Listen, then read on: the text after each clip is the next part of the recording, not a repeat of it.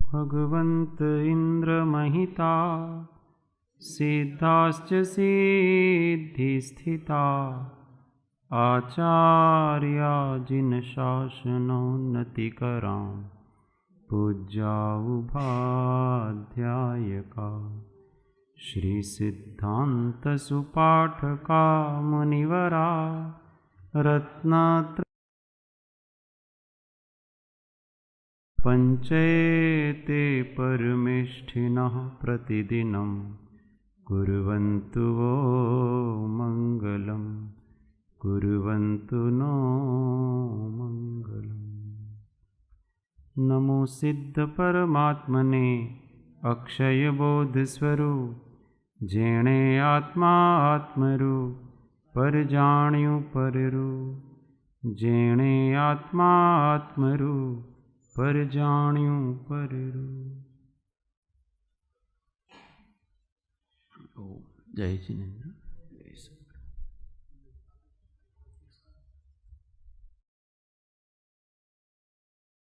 श्री समाधि तंत्र गाथा 86 परमात्मा कैसे बना जा सकता है।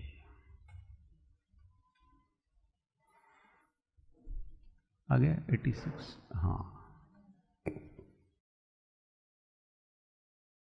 अव्रति व्रतमादाय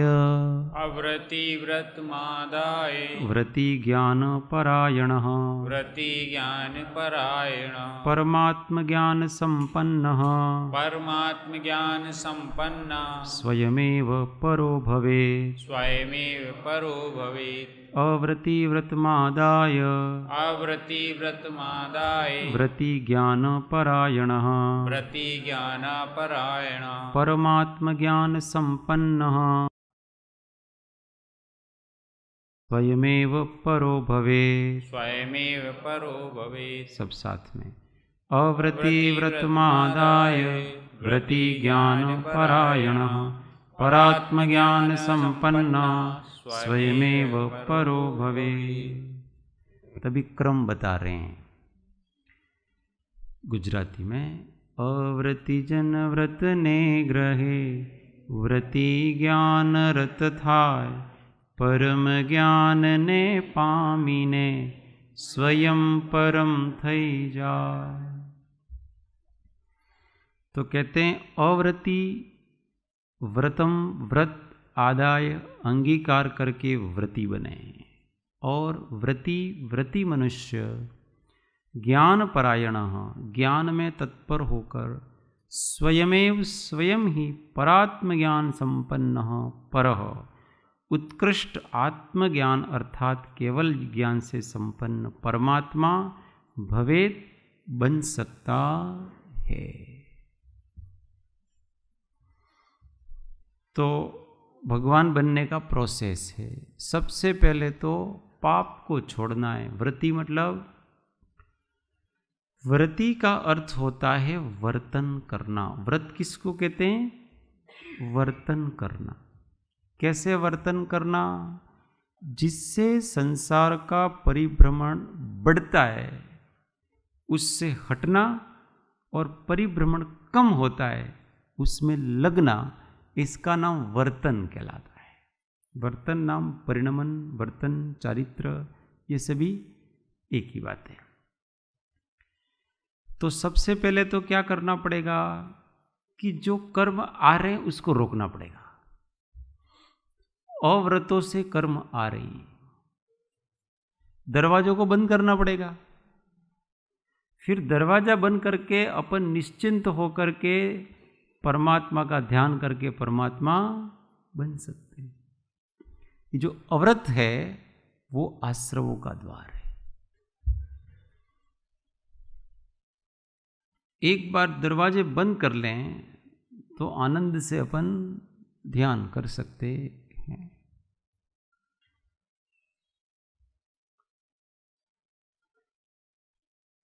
तो दरवाजा बंद अभी सामायिक बताया था कि अपन 2 घड़ी के लिए ही सब कुछ त्याग देते हैं तो निश्चिंत होते हैं। अभी तो कम से कम 2 घड़ी तो मेरे कोई काम नहीं है, ना कोई फोन उठाना है, ना किसी से बात करनी है, कुछ नहीं करना। ऐसे ही सबसे पहले तो अंदर ऐसा संकल्प करना चाहिए कि मुझे अब इस विश्व के किसी भी जीव को किंचित भी कष्ट नहीं देना है।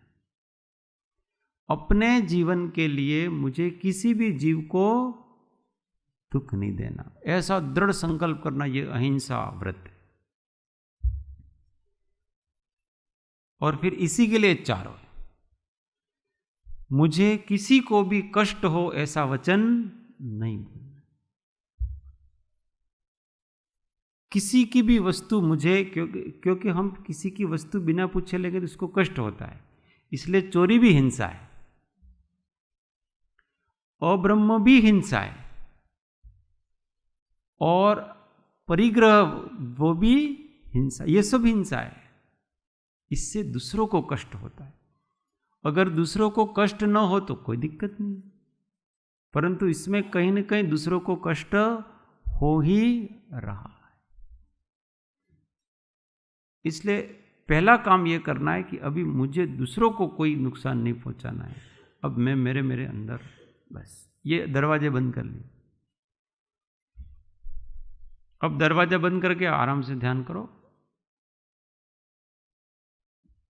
जब तक हमारी वृत्ति ऐसी है कि दूसरों को कष्ट पहुंचे तो हम तीव्र कषाई कहलाते हैं। क्या कहलाते हैं? अपने जीवन के लिए अपने को दूसरों का जीवन लेना पड़ता है अथवा दूसरों को कुछ नुकसान करना पड़ता है तो हम तीव्र कषाई जिए। इसलिए ऐसा जीवन जिए कि हमको किसी को कष्ट नहीं देना। ये वर्तन, इसका नाम व्रत कहलाता है।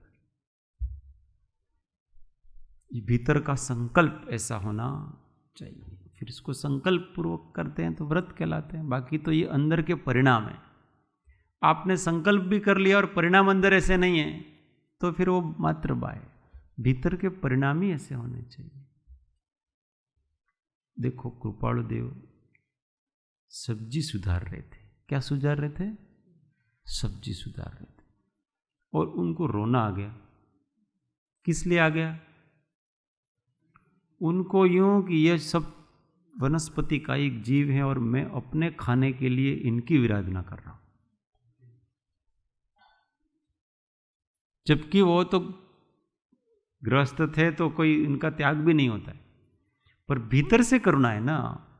किसी का हमने त्याग नहीं किया इसका मतलब ये नहीं कि हम उसको मर्जी आए ऐसा विराधना करें। उसकी करुणा, इसलिए जितनी चाहिए उतना ही लेने का। पानी जितना उपयोग में आए उतना ही लेना।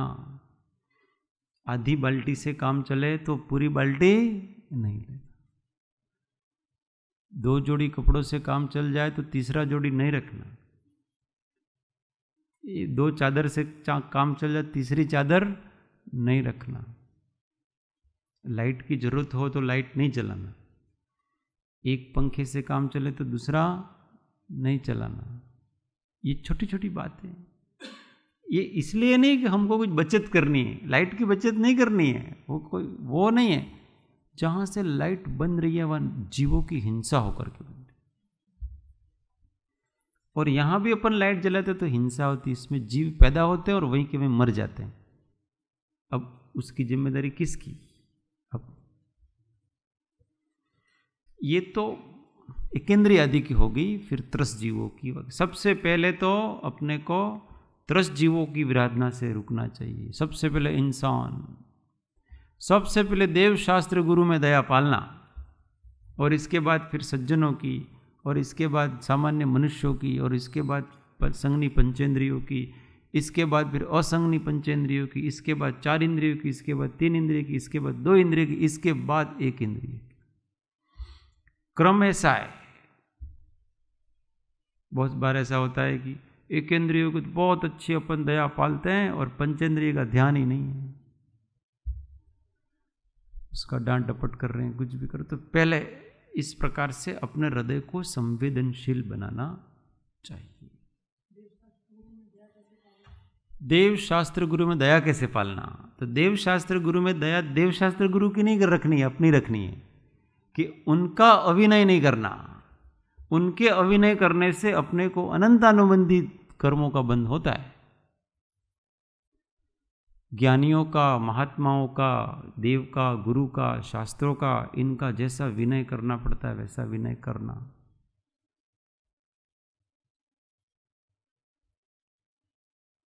ये सबसे बड़ी बात है।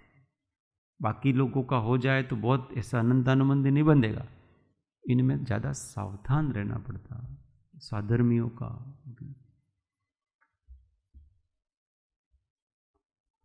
तो अव्रति, उसको पहले इस प्रकार से व्रति होना चाहिए, कुछ भी हो जाए। महात्मा गांधी पत्नी कस्तूरबा, उनको डॉक्टर ने कहा कि तुमको ये जो बीमारी है उसका इलाज एक ही है। क्या इलाज है उसका?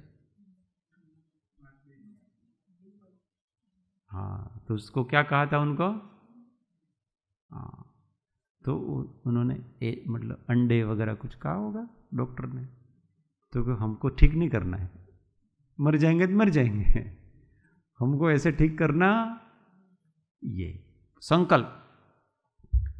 नहीं तो ऐसा सोचे क्या है, अपने वैसे भी मुर्गी के अंडे हैं, तो वैसे भी हम नहीं खाएंगे तो कोई और खाएगा, मरेगा तो वही, कोई ना कोई मरेगा ही। वो तो अपना जीवन बहुत अमूल्य है, इसलिए इस अमूल्य जीवन को बचाने के लिए करना ही चाहिए थोड़ा बहुत। ऐसा नहीं है, प्रगट हिंसा है।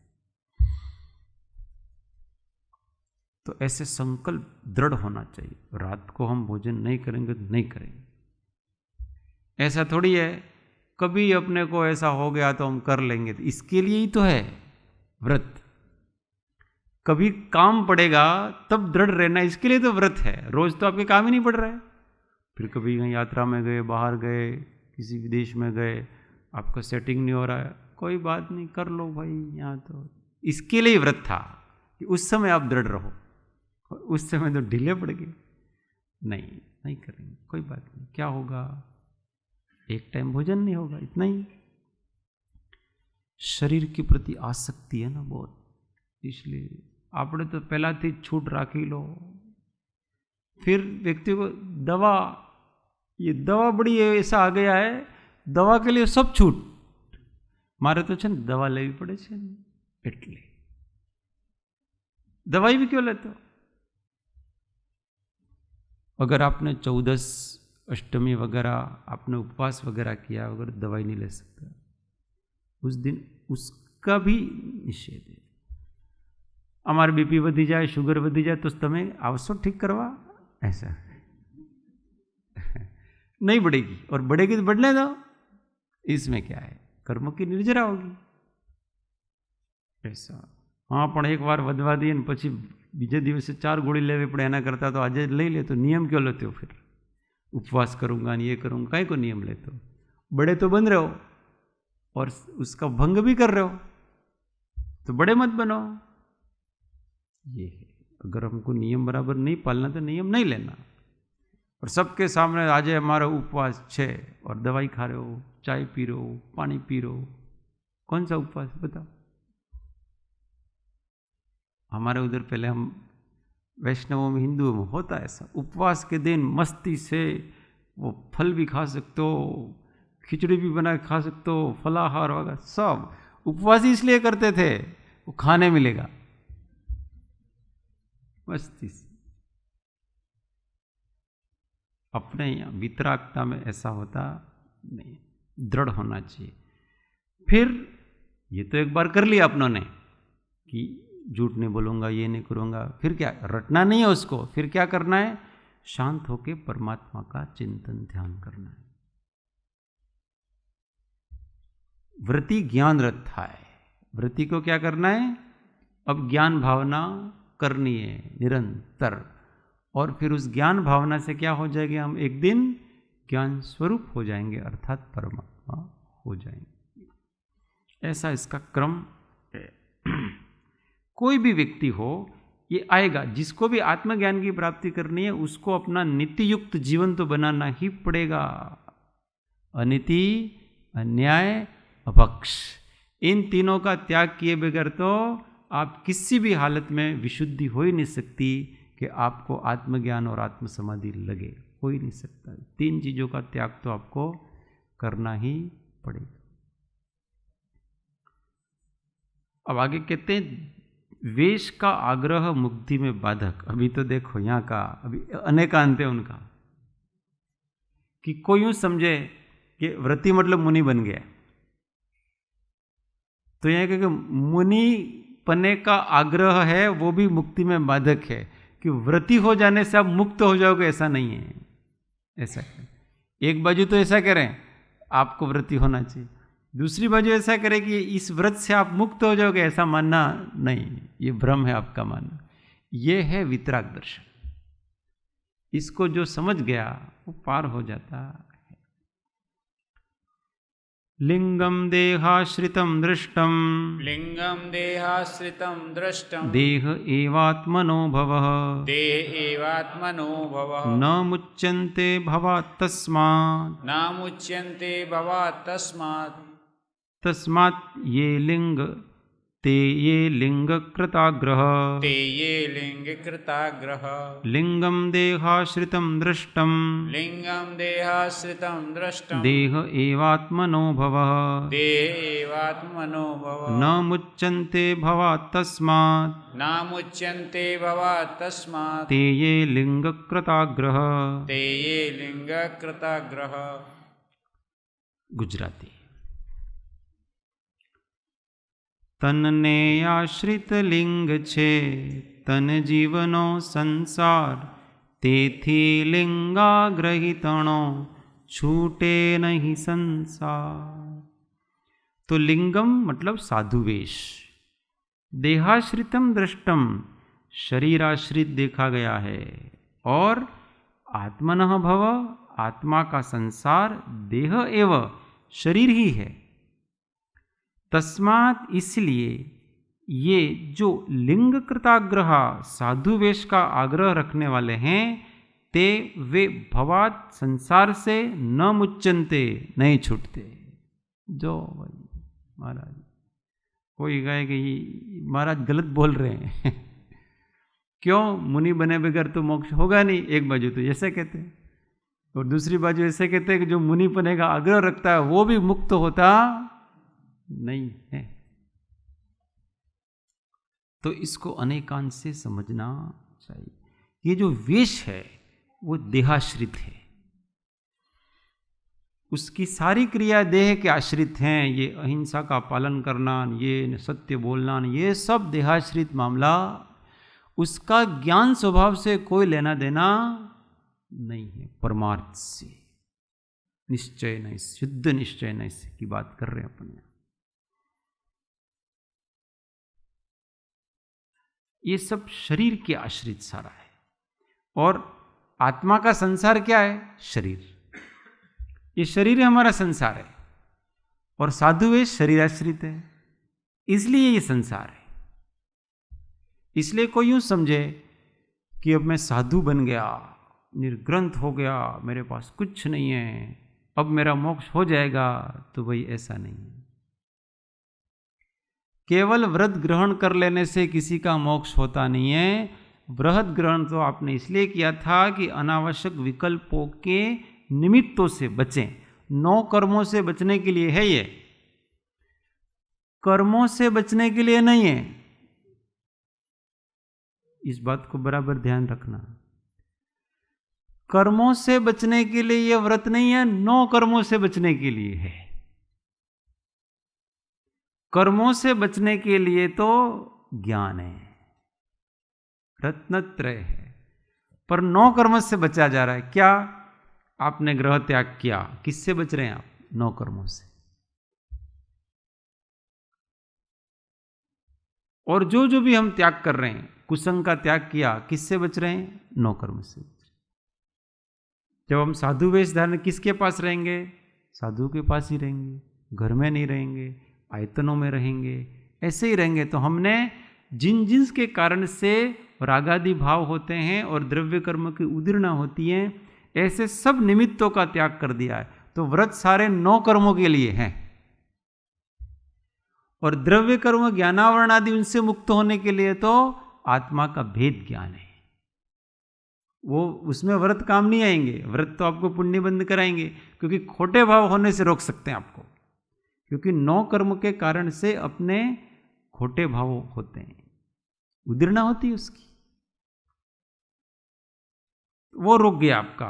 परंतु अब ज्ञानावरण आदि कर्मों का नाश करना है तो क्या करना पड़ेगा? अंदर पड़े हुए उनका नाश करना है तो क्या करना? भेद विज्ञान, आत्मानुभवन। इससे वो ज्ञानावरण आदि कर्म नष्ट। केवल व्रत ग्रहण करने से नहीं, व्रत ग्रहण करने से आप परिस्थितियों से बच गए। बस आपको बाहर की परिस्थितियों से, जिस प्रकार से जो कुसंग वगैरह से जो आपको राग द्वेष होते थे उससे बच गए, पर आपके अंदर है वो, उसका क्या करोगे? इसलिए कोई महाराज बन के ऐसे ही बैठ जाए, बस अब तो अपना पक्का है मोक्ष, ऐसे कोई पक्का नहीं होता है।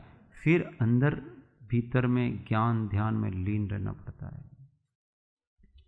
आत्मज्ञान और आत्म समाधि ये मुख्य है। साधु का क्या कर्तव्य है? स्वाध्याय ध्यान। मुख्य तो ध्यान ही है, और ध्यान में मन न लगे तो स्वाध्याय। और स्वाध्याय भी ऐसा नहीं है हम जैसे समझते हैं, पढ़ने वाले स्वाध्याय मुख्यता से नहीं है, उनका स्वाध्याय है अनुप्रेक्षा रूप। वाचना, पृछना, आमनाएं, अनुप्रेक्षा और धर्मोपदेश। इसमें पहले के जो 2 हैं ना, वो तो श्रावक की अपेक्षा से, वाचना पृछना, ये तो श्रावक की अपेक्षा से, उससे तो वो आगे हट चुके हैं। उनके तो पास पुस्तक, अभी जंगल में मुनिराज है, कहाँ पुस्तक होगी आपको? वाचना कहाँ पढ़ेंगे? वो पुस्तक ही नहीं है उनके पास। उन्होंने तो पहले जो पढ़ रखा है, पहले जो जानते हैं उसका चिंतन करते हैं बार बार, इसका नाम अनुप्रेक्षा है। वो ध्यान, वो उनका स्वाध्याय है। आमनाएं, जो आता है उसका पारायण करते हैं, वो उनका स्वाध्याय है। और कोई आ गया जंगल में भूले भटके, कहेगा महाराज कुछ कल्याण की बात बताओ न दो, तो बोल दिया धर्मोपदेश, ये उनका स्वाध्याय। चौपड़ियों पढ़ने वाला नहीं है, ये स्वाध्याय है। और तो ध्यान क्या है फिर? आप कह रहे चिंतन करना स्वाध्याय, तो ध्यान क्या है? तो अनेक प्रकार का, विविध प्रकार का चिंतन करना वो स्वाध्याय है, और किसी एक ही चिंतन में एकाग्र होना वो ध्यान है। तो पहले तो वो एकाग्र होने का प्रयत्न करते हैं अपने स्वसत्ता में, और वो जब नहीं होता है तो फिर अलग अलग प्रकार से चिंतन करते हैं। तो ऐसा आंखें बंद ही हैं अभी तो, और उसी में कभी ध्यान में चले जाते हैं, कभी स्वाध्याय में आ जाते हैं, कभी ध्यान में चले जाते हैं, कभी स्वाध्याय में आ जाते हैं। जब एकाग्र हो जाते हैं तो वो ध्यान है, आंख बंद ही है अभी तो, और वहीं पर एकाग्रता टूटती है और चिंतन करने लगते हैं अलग अलग प्रकार से, तो वही ध्यान, वही स्वाध्याय है। हमको लगेगा तो ये तो ध्यान में ही है। बाहुबली स्वामी ने 1 साल तक क्या किया? ध्यान किया कि स्वाध्याय किया? दोनों किए। ध्यान तो थोड़ा सा ही लगता है और स्वाध्याय ज्यादा, ऐसे होता। तो ये कर्तव्य है उनके। तो ऐसा नहीं समझना कि हमने दीक्षा ग्रहण कर ली तो हमारा मोक्ष हो जाएगा। भाव से, परिणामों से होता है, रत्नत्रय की आराधना से होता है, एकता से। भाव शुद्धि किसकी है उसके ऊपर डिपेंड है सारा का सारा।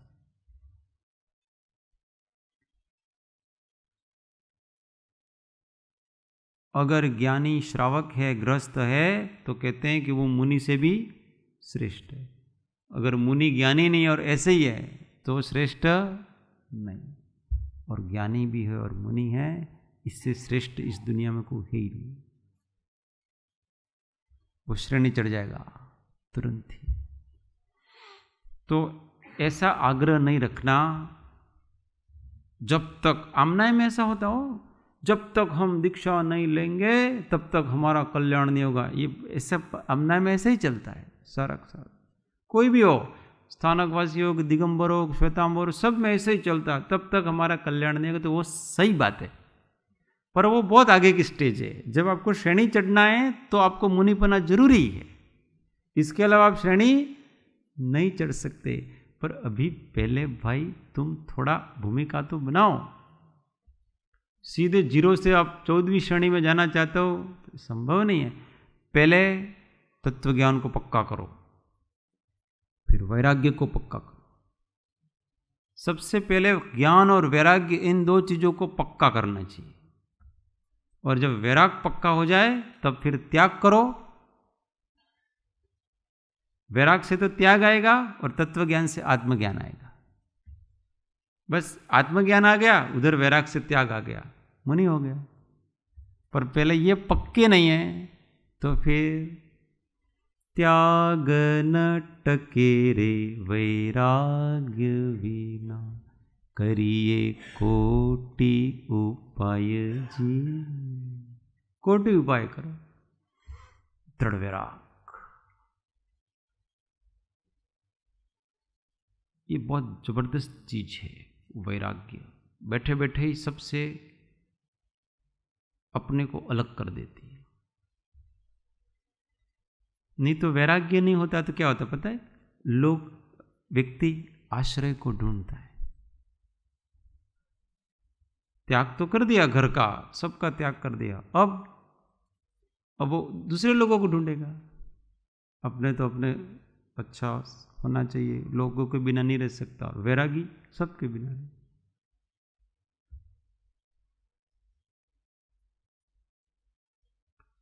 अगर हमने त्याग कर दिया इसके बाद भी हमको किसी की जरूरत पड़ती है तो वास्तविक त्याग नहीं था, वो वैराग्य पूर्ण नहीं था। वैरागी है तो काय का क्या चाहिए, अपने कुछ नहीं चाहिए।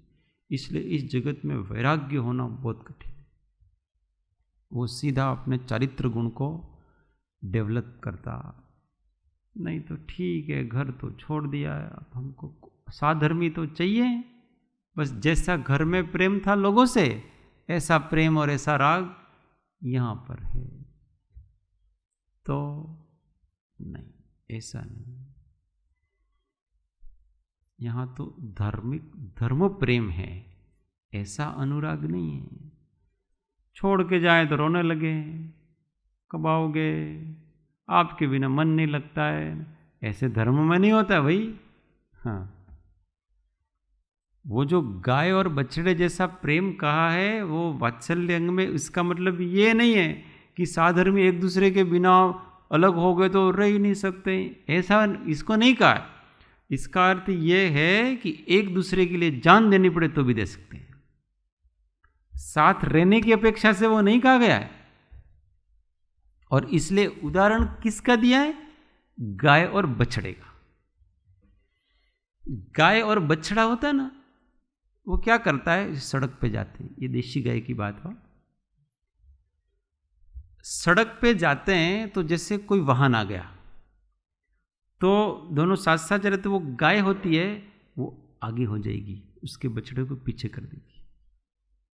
फिर बछड़ा सोचता है अरे यार मेरी मम्मी कहीं खतरे में नहीं पड़ जा, वो कूद के आगे आ जाता है उसके आगे, कि लगेगी तो मेरे को पहले लगेगी, मम्मी तो कम से कम बच जाएगी। और मम्मी बेटे को बचाने में लगी हो, बेटा मम्मी को बचाने में लगा हो, इसका नाम वात्सल्य है। साथ रहने का नाम वात्सल्य नहीं है ना, हम तो अलग ही नहीं होंगे, बस इसका नाम कोई वात्सल्य नहीं है। ये तो आप साथ रह करके और अधिक राग बढ़ा रहे हो। व्यक्ति बराबर समझता नहीं है, आगम की बातों को नहीं समझता है। अभी विष्णु कुमार मुनि वात्सल्य अंग में सबसे अधिक प्रसिद्ध है। उन्होंने अपना वात्सल्य कैसे बताया? वो जो अकंपन आदि 700 मुनि थे उनको जीवन में कभी नहीं मिले थे, और इसके बाद भी वो जीवन में कभी नहीं मिले। साथ तो रहे नहीं, वो 2 घड़ी भी साथ नहीं रहे वो, और वात्सल्य निभाया कैसे बताओ? इसको वात्सल्य कहते हैं। साथ रहने का नाम वात्सल्य नहीं है। साधर्मी है, 7 समंदर पार है, उसको मेरी जरूरत है, मैं रेडी, यहीं से मैं जान देने को तैयार उसके लिए। भले वो मैं पहचानता हूं कि नहीं पहचानता हूं, इससे कोई लेना देना नहीं है। बस इतना है कि ये मुक्ति के मार्ग पे चल रहा है, वो जो भी हो इसके लिए मेरे तन मन धन सब समर्पित है। इसको साधर्मी वात्सल्य कहते हैं। अपने तो ऐसा कि एक दूसरे से चिपके रहना, अलग ही नहीं होना, अलग हो जाए तो मन नहीं लगे, तो भाई राग ही ये वात्सल्य नहीं, ये क्या है? राग कहलाता। थोड़ो कड़वो लाग से भाई, पर सत्य को स्वीकार किया, साथ रहते हैं तो अच्छा लगता है, ये बात ठीक है, अभी भूमिका में है। परंतु इसका अर्थ ये नहीं कि साथ छूट गया तो हम रोने लग गए, मन ही नहीं लगे, सामायिक में भी मन नहीं लगे, उसमें भी मन नहीं लगे, ये नहीं बात, ये गलत बात है। यहाँ तो मेला बधा मुझ संगना, नहीं लोक पूजा कामनी, जगबायनी एक वस्तु कामनी मुझ ध्याननी। ये सब है, बस बाह्य है, कोई मेरे को हेल्प करने वाले नहीं है, मेरे विकल्पों से नहीं बचा सकते। इसको वात्सल्य कहते हैं। यहाँ वितराग दर्शन में सब कुछ अलग अलग होगा, लोक में जो माना जाता है वो यहाँ होगा।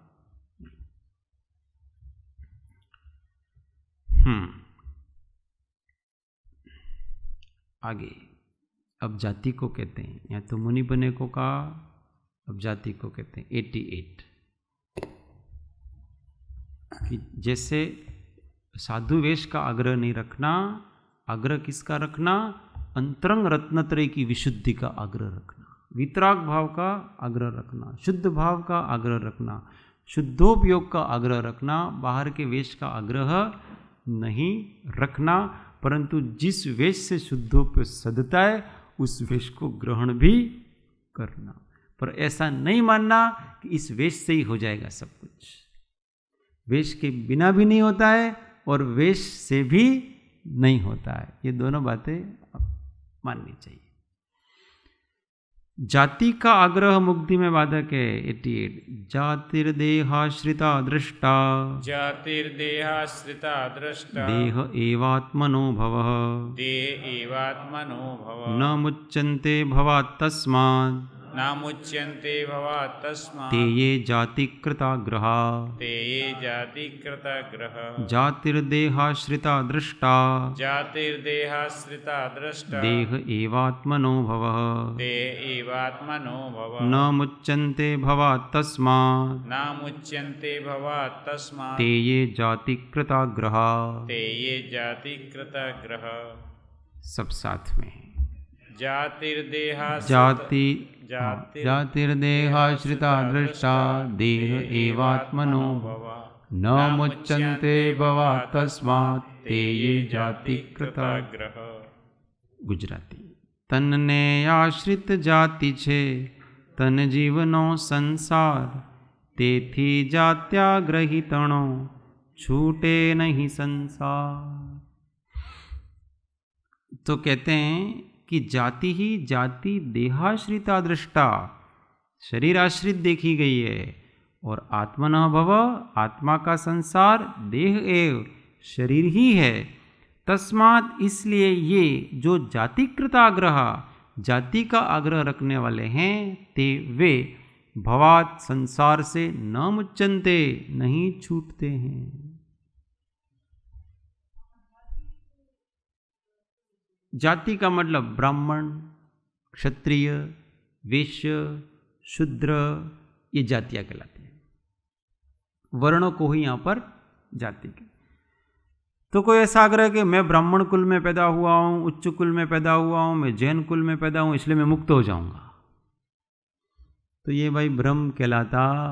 किसी जाति विशेष में पैदा होने से ही मुक्ति होती नहीं है, क्योंकि जाति तो शरीर आश्रित है, आपके वो तो गोत्र कर्म का उदय है, और गोत्र कर्म के उदय मात्र से, किसी भी कर्म के उदय मात्र से मुक्ति नहीं होती है, उससे तो बंधन होता है।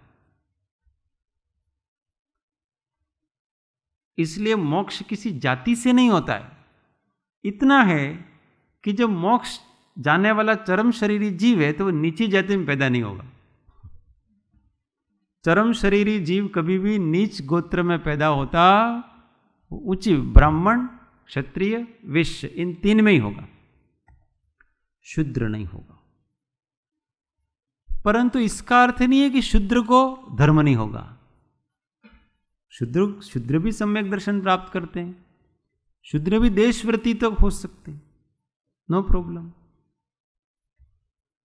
इसलिए शूद्र जाति में पैदा होने से आप धर्म नहीं हो सकता, ऐसा नहीं है। परंतु अगर आप ब्राह्मण कुल में पैदा होगे, क्षत्रिय कुल में पैदा होगे अथवा जैन कुल में पैदा होगे तो आप मुक्त हो ही जाओगे, ऐसी कोई गारंटी नहीं है, क्योंकि ये तो सब देह के धर्म हैं। मुक्त कौन होता है? आत्मा मुक्त होता है, जातियां मुक्त होती नहीं है। इसलिए जाति का आग्रह नहीं रखना चाहिए। और वर्तमान में तो कोई जाति शुद्ध रही नहीं है, सब जगह वर्ण संकरता है। जैन जैन नहीं रहा है, ब्राह्मण ब्राह्मण नहीं रहा है, कोई क्षत्रिय क्षत्रिय नहीं रहा है, सब वर्ण संकरता आ गई। शुद्ध जातियां तो कहीं बची हुई ही नहीं है। इसलिए इस समय जाति पाति करना नहीं, बहुत छुआछूत करना नहीं, ये सब कालबाह्य वस्तु।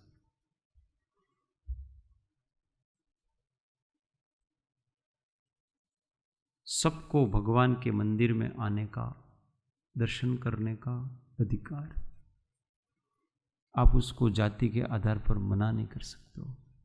हाँ, ये है कि आपको यहाँ के सिस्टम के हिसाब से जो भी इसकी आवश्यक शुद्धि चाहिए वगैरह, वो आप उसको अगर फुलफिल करते हो, हमको कोई दिक्कत नहीं है। आप भी एक इंसान हो, भगवान के दर्शन करने समूह शरण में तिर्यंच भी जा सकते हैं, तो यहाँ दर्शन करने क्यों नहीं आ सकते? आ सकते।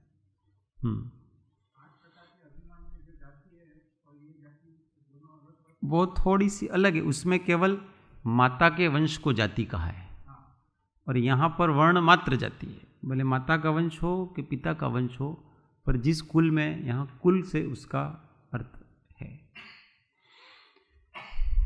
आगे और कहते हैं, इनके विषय में शास्त्रोक्त हड भी मुक्ति में बाधक है।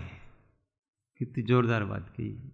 ऐसी बात कोई ये कुंदकुंज स्वामी और पूज्यपाद स्वामी जैसे ही कर सकते हैं, आजकल ऐसी हिम्मत ही नहीं पड़ती है उनको, क्योंकि शास्त्र में ऐसा कहा है, उच्च कुल में उत्पन्न हुआ वही मुनि बन सकता है, ऐसा वगैरह शास्त्रों में है ये सारी चीजें। पर उसका हठ बांध करके बैठ गया तो वो भी मुक्त नहीं हो सकता है, ऐसा कहते हैं। यहाँ तो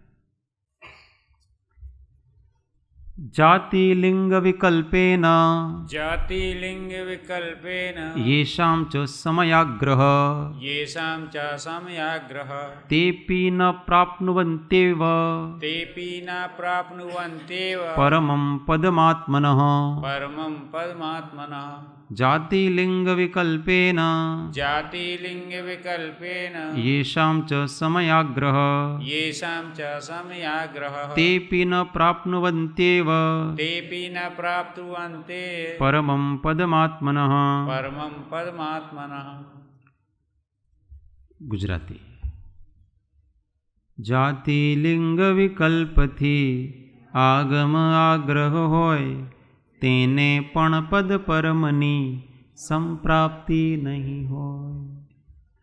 तो जाति लिंग विकल्पेन, जाति एवं साधु वेश के विकल्प की अपेक्षा येषाम जिन्हें समयाग्रह च, शास्त्र संबंधी आग्रह भी है, ते अपि वे भी एव नियम से आत्मनः परमं पदम, आत्मा के उत्कृष्ट पद को न प्राप्नुवन्ति, प्राप्त नहीं होते हैं। देखो वे धड़क बोलते हैं, जबकि आगम में लिखा है आपको नग्गो मोक्ष मग्गो शेषा उम्मग्गा। कितनी जोरदार बात लिखी है। नग्गो मुख मग्गो शेषा उम्मग्गा, कि जो नग्नता है वही मोक्ष मार्ग है, बाकी सब उन्मार्ग है, बाकी सब संसार के मार्ग है। एकमात्र मोक्ष नग्नता है, दिगंबरत्व है, निर्ग्रंथता है, वही मोक्ष का मार्ग है। ऐसा कुंदकुंज स्वामी बोल रहे लिंग पाउल।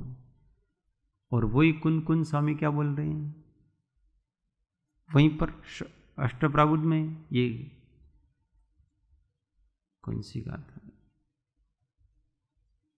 लिंगोन मुक्ति मार्ग, प्रवचन सार में ना। हाँ, उसके आगे का क्या है?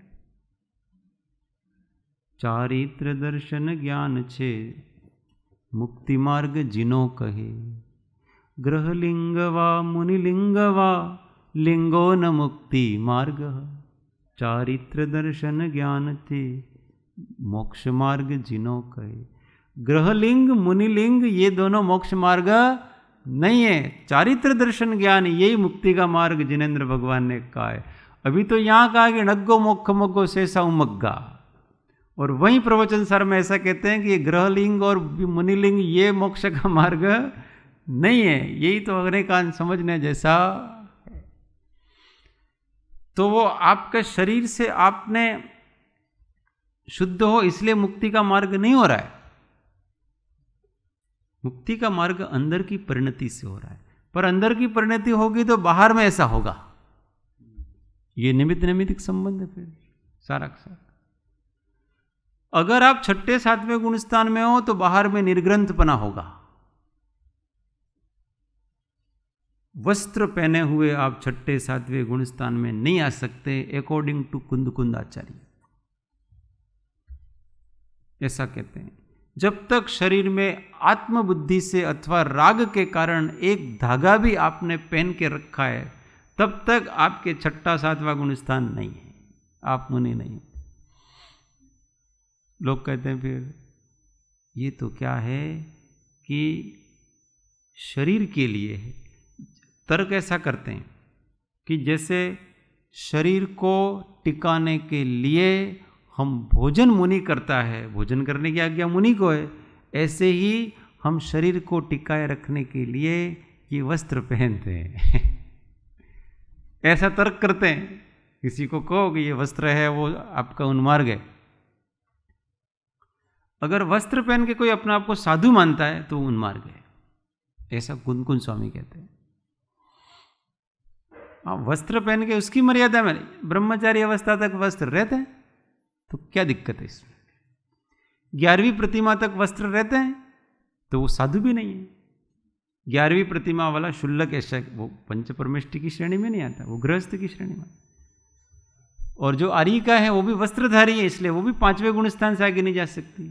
वो भी कोई साधु पंच परमेष्टि की गिनती में नहीं आती। परमेष्टि की गिनती में तो छठा सातवां गुण स्थान वाला मुनि आएगा और वो वस्त्र सहित नहीं होगा, उसके वस्त्र नहीं होंगे।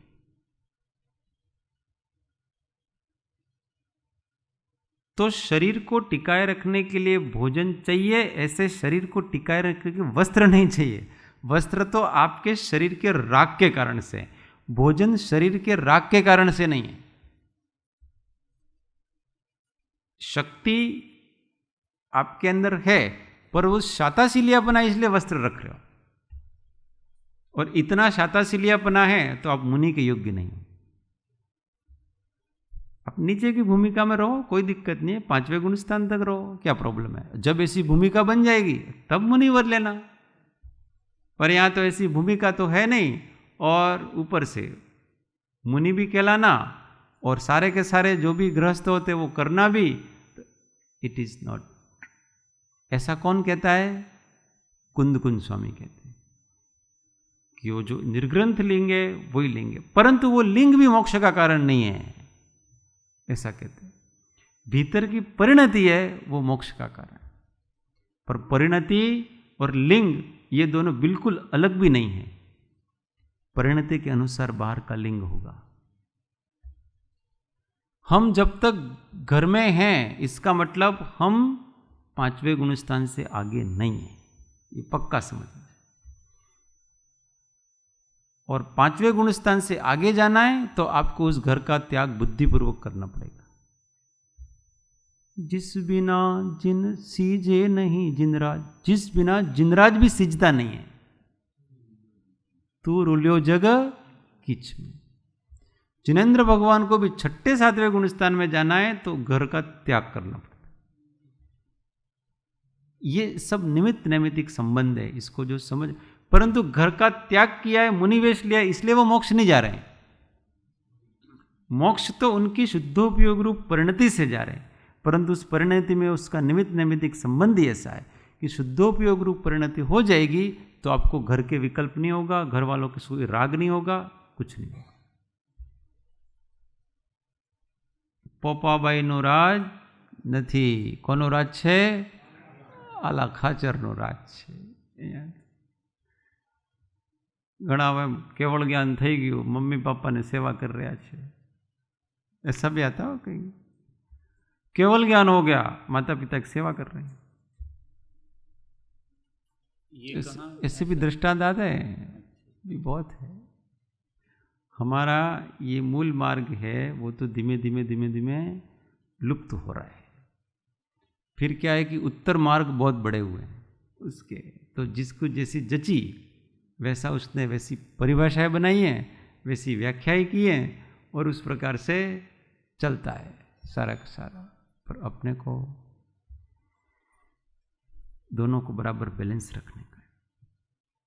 अणुमात्र पर रागादीनो सद्भाव वर्ते जाहो, तो सर्व आगम धर भले पण जान तो नहीं आत्मा ने।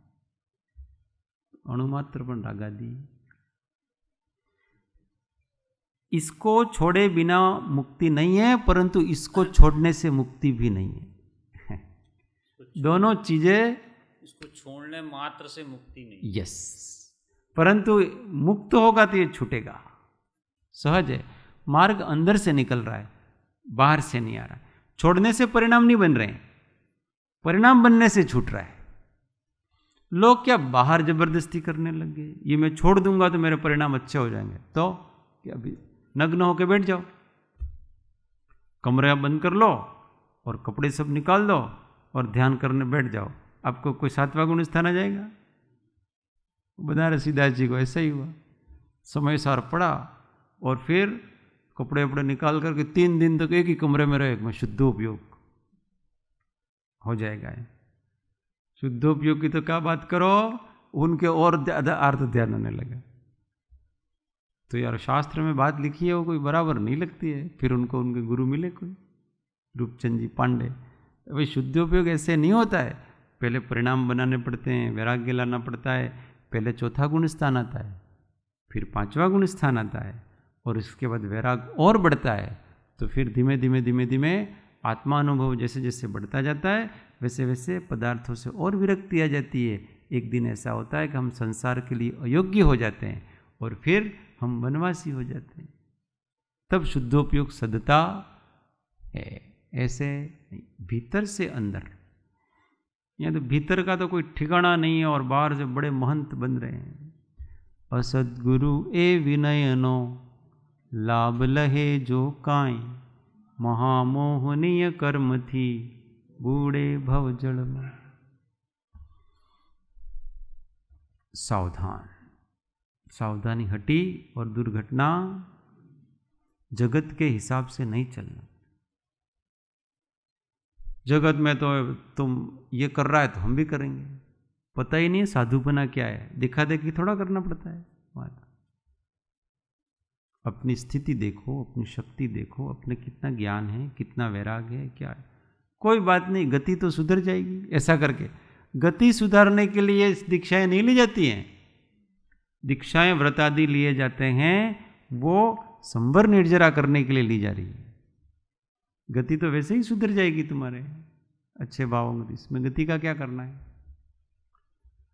बहुत गंभीर सोचने के विषय हैं, क्योंकि सामान्य लोग जब साधुपने में आ जाते हैं तो साधुपने का स्तर गिर जाता है।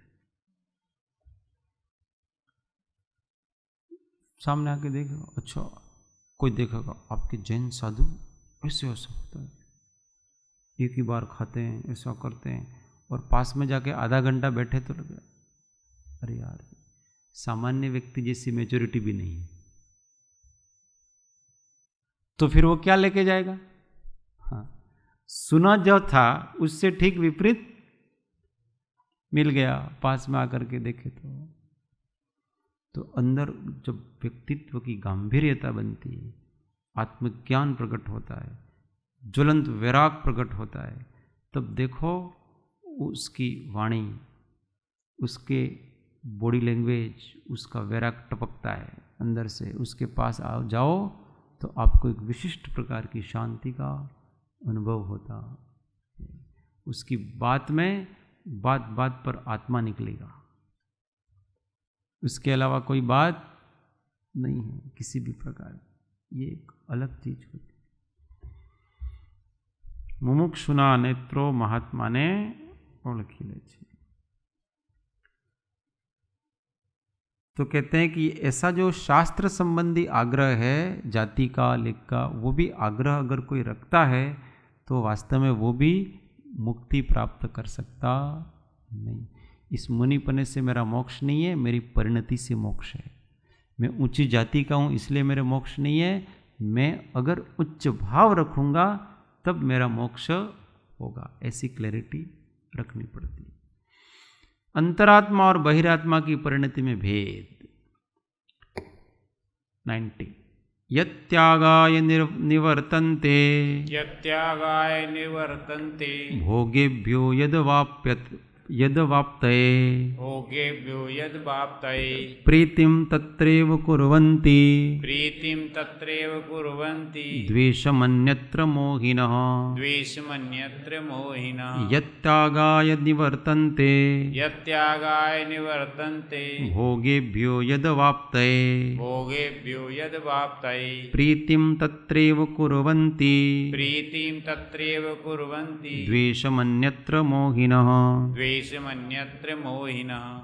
गुजराती जे तजवा जे पामवा हठे भोगથી जीव ત્યાં प्रीति ત્યાં द्वेषने मोही धरे फरी। ये आगे के अनुसंधान में है कि जिसका त्याग कर दिया, साधुपना लेकर के फिर उसी का लोभ कर रहा है, इसकी बात कर रहे हैं यहाँ। वो भी समय नहीं है तो मुझे एक एक गाथा में मेरे को बहुत बहुत इसमें रहस्य भरे हुए हैं। जैसे जैसे पढ़ते हैं वैसे वैसे उसका सारा अर्थ खुलता है। बहुत गंभीर चीज़ें, पर आज की अपनी मर्यादा है। यत् त्यागाय यद्वाप्तये, जिस बंधन को छोड़ने और जिस मुक्ति को पाने के लिए अंतरात्मा भोगेभ्य भोग अर्थात इंद्रिय सुखों से निवर्तन्ते दूर हटते हैं। मोहिनः मोहिजन तत्रैव, उसी बंधन में प्रीति कुर्वन्ति करते हैं और अन्यत्र बंधन मुक्ति के प्रति द्वेषम अप्रीति करते हैं। तो जिसको हे समझ करके प्राज्ञ विवेकी पुरुषों ने त्याग दिया है, मोही जीव उसी के लिए प्रयत्न कर रहे हैं। बड़े पुरुषों ने, तीर्थंकर आदि ने घर, लक्ष्मी, राज्य, अधिकार, भोग ये सब त्याग दिया है, और मोही जीव क्या करते हैं? उसी के लिए प्रयत्न कर रहे हैं। साधना भी उसी लिए की जा रही है। तो कोई मोही है, चलो यार संयम धारण कर लेंगे तो कम से कम अगला भाव तो सुधर ही जाएगा, तो ये मोही है। उसको उस संयम के फल स्वरूप क्या चाहिए? भोग चाहिए। जो उसने त्यागा है वो ही उसके फल स्वरूप चाहता है। जिसका त्याग किया उस त्याग के फल स्वरूप उसी की इच्छा कर रहा है। भाई उसको तो है समझ करके त्यागा क्यों? तुमको वही चाहिए तो फिर इससे अधिक चाहिए, अभी कम है, साधना करेंगे तो उससे अधिक भोग मिलेंगे, ऐसा सोचता है। और ऐसा करके कर्म निर्जरा के नाम से निकला है और वापस कर्म बांध रहा है। और मिलते भी हैं, आपका पुण्य का उदय होगा, सब व्रत आदि से तो सब मिलेगा, पर फिर से वही चलेगा चक्कर, मुक्ति नहीं मिलेगी उसको। तमे जेनो त्याग कर्यु एज अमे मांगिए। आपने जिसका त्याग किया उसी की इच्छा करते। बड़े पुरुष त्याग, आदिनाथ भगवान के 99 पुत्रों ने यही किया। सबको राज्य बांटा जा रहा था कि अब हम प्रवर्जा लेने के लिए जा रहे हैं, हम गृह त्याग करेंगे, अब ये जितना भी राज्य है आपको थोड़ा थोड़ा बांट देते हैं। तो भरत और बाहुबली को तो राजा बना दिया, वो तो बन गए, और बाकी 99 ने सोचा कि यार ये अपने पिताश्री इसको जो छोड़ रहे हैं, इसका मतलब जिसको छोड़ा जा रहा है वो कोई बड़ी चीज नहीं है, और जो प्राप्त करने जा रहे हैं वो इससे भी बड़ी चीज है, कोई इससे ही महत्व की चीज है। उन्होंने कहा कि आप जिसको छोड़ रहे वो हम क्यों ग्रहण करेंगे, आपने जिसको है समझाए हम उसको उपाय दे क्यों जाने, इसलिए आप जो प्राप्त करने जा रहे हैं वही हमको तो चाहिए, इसलिए हम आपके साथ ही आएंगे। ऐसा करके वो उनके साथ ही चले। विवेकी पुरुष ऐसा करते हैं, छोड़ी हुई जूठन का उपभोग नहीं करते। ये सब तो जूठन है। कोई राज्य छोड़ के क्या, वो राज्य उसका भोग किया, फिर दूसरा आता है उसकी जूठन का भोग करता। कोई थाली में छोड़ गया उसको खा लिया, वो तो ऐसा तो कौन करते, जूठन कौन खाता है, जूठा कौन खाता है, जानवर खाते हैं अपना जूठा, कुत्ता खाएगा, बिल्ली खाएगी, और भी जो भी हो जूठा खाते हैं अपना। कोई भी बचाओ चलो डाल देते हैं, कुत्ता खा जाएगा, इंसान जूठा नहीं खाता। ये भी ध्यान रखना हो। अपने गुजरात में जूठा खाने की आदत है, यहाँ एक टेव है, एक दूसरे का जूठन खाते हैं, पर वो हिंसा है। हिंसा कैसे,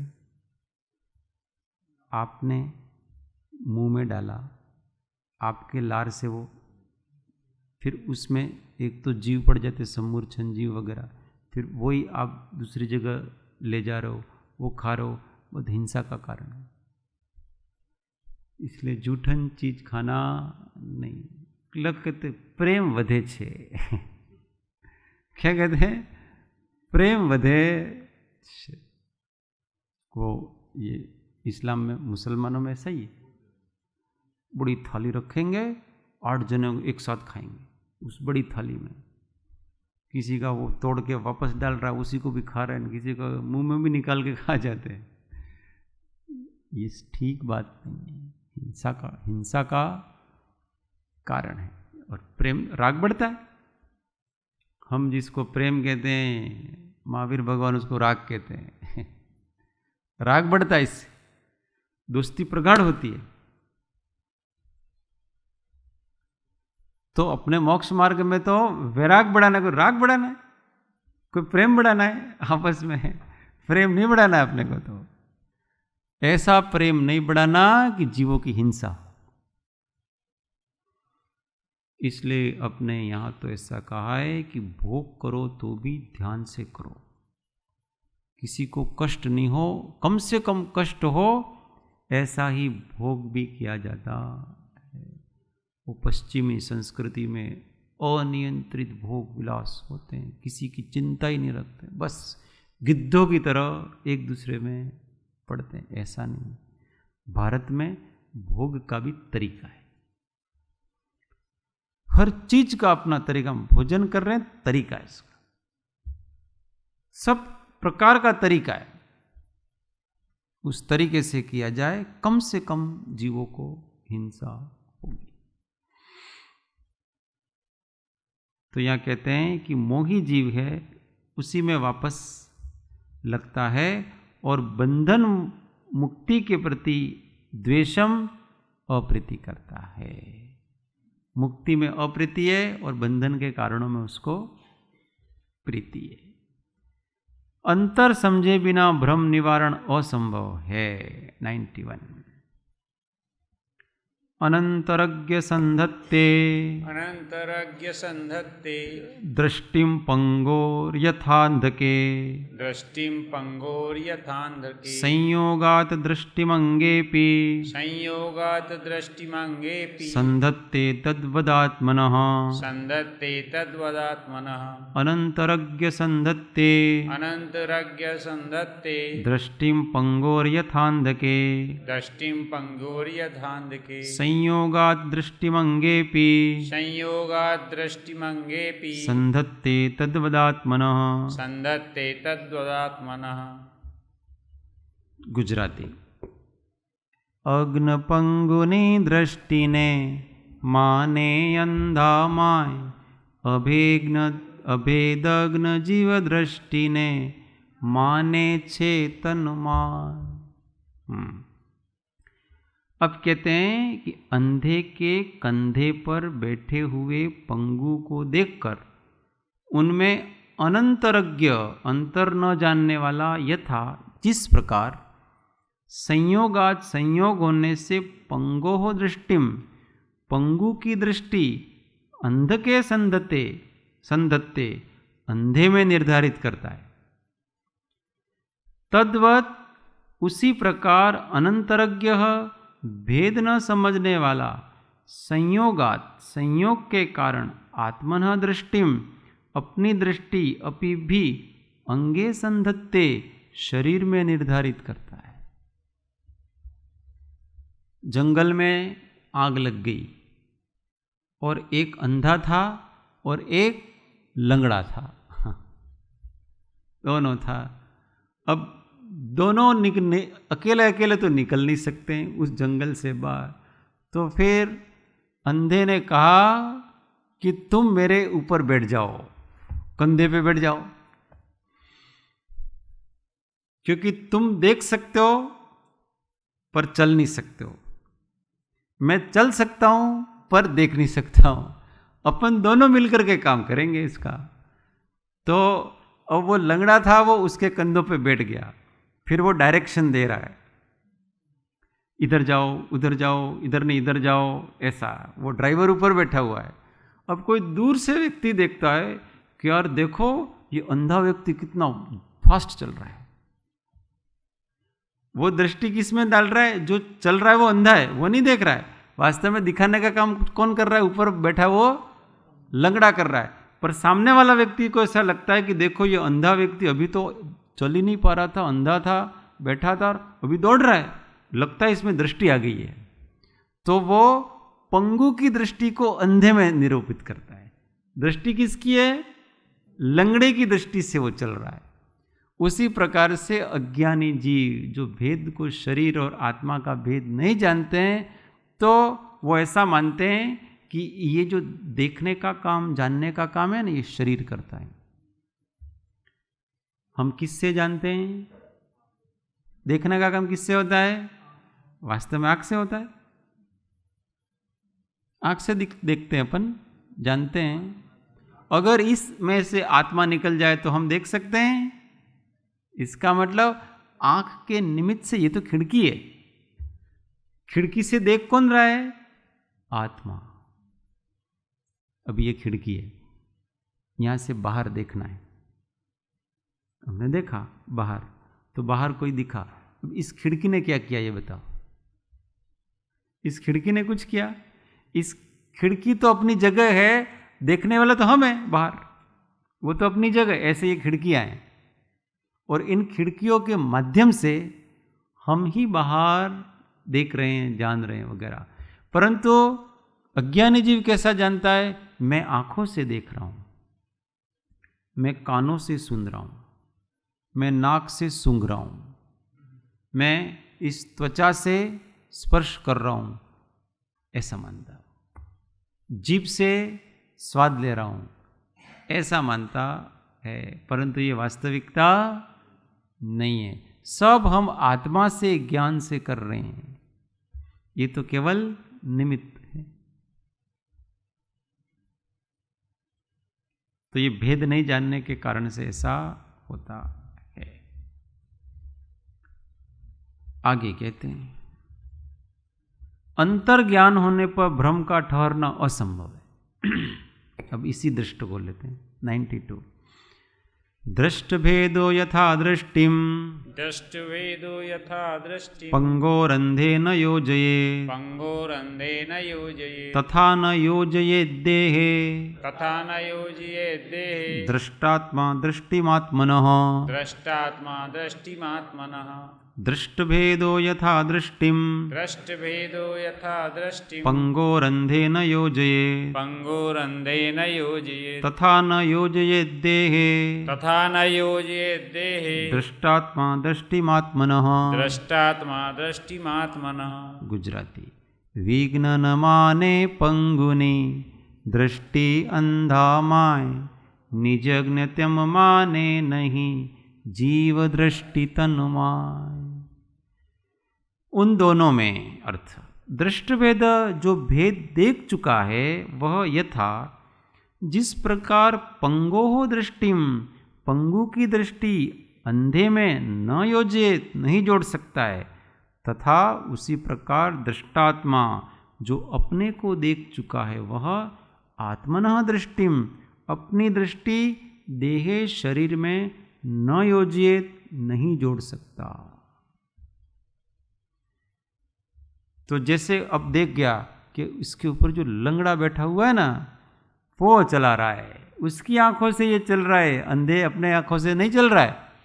उसी प्रकार से जिसने अपने आत्मा का साक्षात्कार कर लिया है वो जान लेता है कि ये सब जानने देखने का काम अंदर जो ज्ञाता बैठा हुआ है ना वो कर रहा है। ये जो अनुभव करने का काम जो भी है वो सब बाहर का वो कर रहा है, ये शरीर कुछ भी नहीं कर रहा है। शरीर तो मात्र एक बाहर का आवरण है, निमित्त है, उसके भीतर बैठा हुआ ये चेतना है, वही सबको जान रहा है, देख रहा है, स्पर्श कर रहा है, सुन रहा है, सूंघ रहा है, सब कर रहा है। इसलिए उसको फिर वो इस शरीर का मोहताज नहीं रहता है। फिर उसको ये आंखें बिगड़ गई तो बहुत दिक्कत नहीं होगी इसको। क्यों नहीं होगी? आंखें बिगड़ जाने से हमारा ज्ञाता नहीं बिगड़ गया है, दृष्टि बिगड़ नहीं जाती, दृष्टि नहीं बिगड़ती। कोई बात नहीं, आंखें बिगड़ गई, अब हम बाहर नहीं देखेंगे, हम अंदर ही देखेंगे, अपने को ही देखेंगे। सूर्यदास जी ने उल्टा आंखें फोड़ दी, बाहर देख के राग होता था इसलिए फोड़ दी, अब झंझट खत्म। जितना इंद्रियों का ज्ञान अपने कम होगा इतना अपना ज्ञान होगा। अगर प्रज्ञा है तो, भेद ज्ञान है तो, नहीं तो निगोदियों की तरह नहीं, एक इंद्रिय उसको ज्ञान ही नहीं हो रहा है। परंतु अपने को तो जितना हो सके इस इंद्रियों का कम उपयोग करना, आत्मा का उपयोग ही करना, नैमित्तिक ज्ञान कम करना, अनैमित्तिक अनुभव का अभ्यास करना चाहिए। इसलिए साधक की आंखें ज्यादातर बंद रहती है।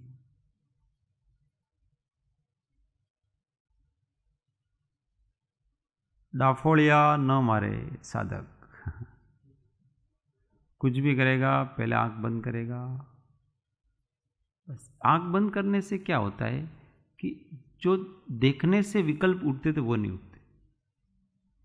अब ये सत्संग चल रहा है, आप आंख बंद करके अथवा एकदम एकाग्र होकर के एक ही तरफ दृष्टि रखो, अथवा आंख बंद करके केवल शब्दों पे रखो, बहुत अच्छा ग्रहण होगा उससे।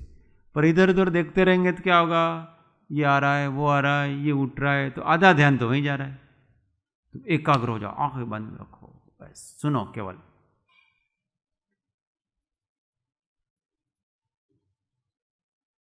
सब पकड़ में आएगा सारी चीज।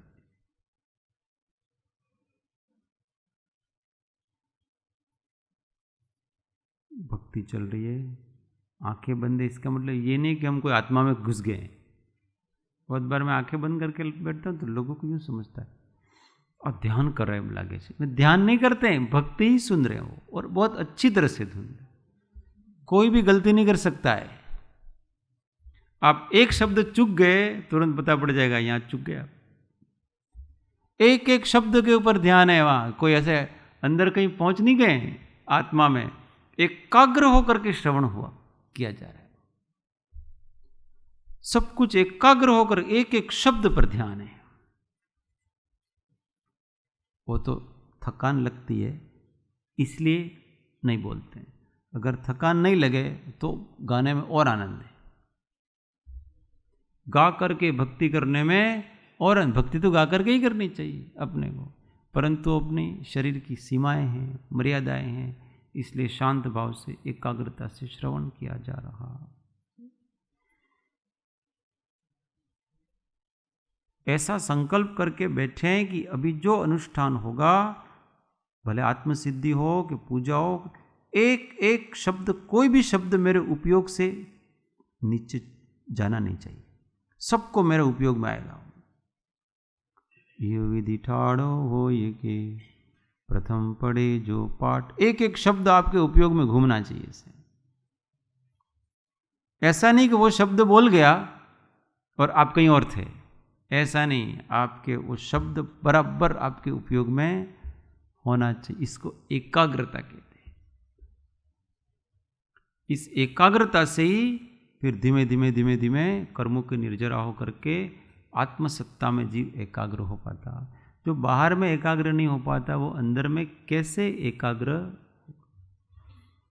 बाहर के भी शब्दों में ही मन नहीं लग रहा आपका, वहीं पर एक चित्त नहीं हो रहा है, तो आत्मा तो अमूर्त है, उसमें एकाग्र होने के लिए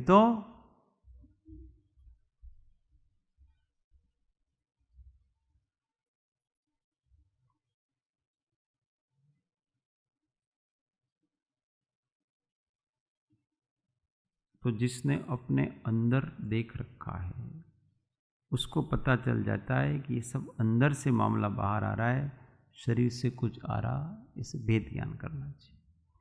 इसलिए हमेशा आत्मा को ही देखना। आगे कहते हैं बहिरात्मा और अंतरात्मा किसे विभ्रम रूप अवस्था मानते हैं। 93 सुप्तोन्मत्तावद्यस्थेव सुप्तोन्मत्ताद्यवस्थेव विभ्रमो नात्मदर्शिनां विभ्रो विभ्रमोक्षीण दोषस्य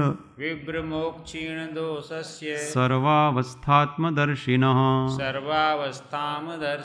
सुप्तोन्मत्ताद्यवस्थेव विभ्रवो नात्मदर्शिनां विभ्रमोक्षीण दोषस्य सर्वावस्थात्मदर्शिनः। गुजराती।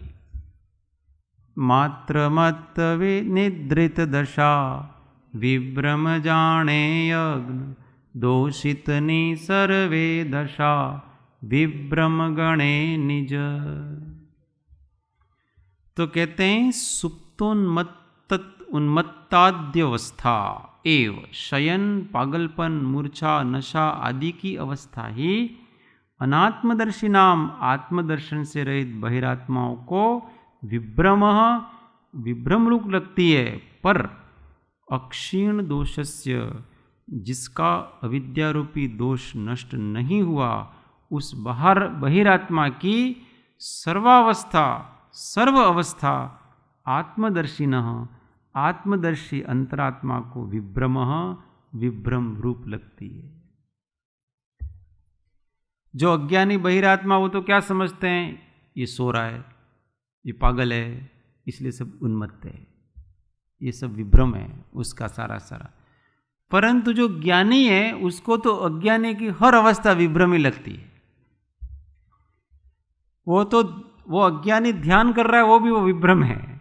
वो अज्ञानी सत्संग कर रहा है, वो भी उसका विभ्रम है। सब विभ्रम है। वो जाग रहा है तो भी विभ्रम है। वो संयम का पालन कर रहा है, वो भी विभ्रम है उसका, क्योंकि सब देह दृष्टि से किया जा रहा है, बाहर की दृष्टि से किया जा रहा है, अंदर पता ही नहीं है मामला। सर्वे दशा, सब दशा उसको विभ्रम ही लगती, क्योंकि जिसकी देह की दृष्टि है उसकी सब चीजों में देह दृष्टि रहेगी, आत्मदृष्टि नहीं कर सकता है। और आत्मदृष्टिवान अगर सोया हुआ है तो भी जाग रहा है।